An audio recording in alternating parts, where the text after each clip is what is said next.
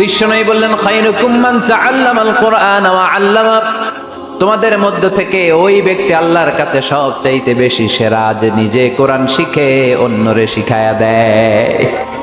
আপনি কোরআন শিখলে আপনি সেরা, আবার আপনি যদি শিখায়া দেন তবেও আপনি সেরা। এজন্য কোরআন শিখানোর চেয়ে শ্রেষ্ঠ কাজ হয় না। আপনি যদি কাউরে শুধু সূরা ফাতিহাটা শিখান, কোন সূরা, ওই লোক যতবার জীবনে সূরা ফাতিহা পড়বে তার একটা পার্সেন্টেজ সওয়াব আমলনামায় আপনার আছে না নাই?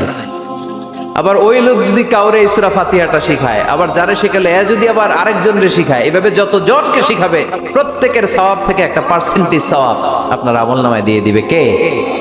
এজন্য কোরআন শিখবো, শিখাবো, শিখবো, শিখাবো। যারা কোরআন জানি না কোরআন জেনে মরবো, no excuse will be granted that day. সেদিন কোনো অজুহাত আল্লাহ গ্রহণ করবে না। সব পারো, কোরআন পারো না কেন? সবই তো পারো। হিন্দিতে কথা বলতে পারো, ইংরেজিতে কথা বলতে পারো, কোরআন পারলা না কেন? কোনো মাফ করবে আল্লাহ? না।